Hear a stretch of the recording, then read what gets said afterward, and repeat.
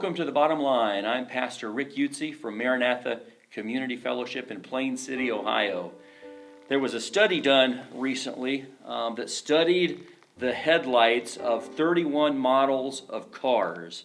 And when they did that study, they measured the effectiveness of the lights going out and illuminating the road. They just didn't measure the brightness of the bulb. And what they found was there was only one good model of car that illuminated well, so you could see far ahead. And that actually happened to be the Toyota Prius V, the top trim level. The other trim levels didn't do so well, but the top trim level got good. You could see 387 feet in front of you. That's well over a football field length. And then of the other 30, 1/3 were rated acceptable, 1/3 marginal, and 1/3 poor.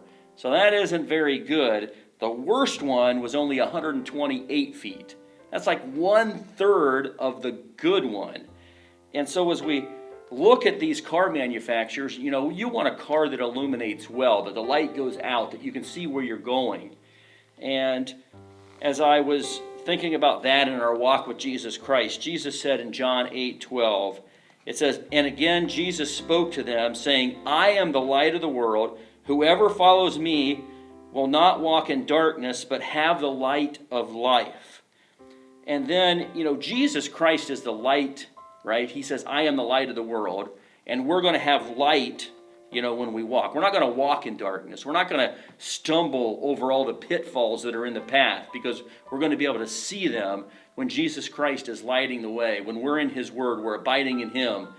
And, it tells us in Matthew 5 that Jesus says, you're the light of the world. A city set on a hill cannot be hidden. Talks about how you're not supposed to put your light under a basket. And so this light that we have is from Jesus Christ. And what they found in those cars was it wasn't the brightness of the bulb, because you could put the same bulb in different models of cars, and in some they did good and in others they did poor. It was how well the headlamp was made, how well it reflected that light to go into the distance. And so in our lives, Jesus is the light. He's the source. And we're kind of His reflectors. We're kind of letting other people see that light through our lives.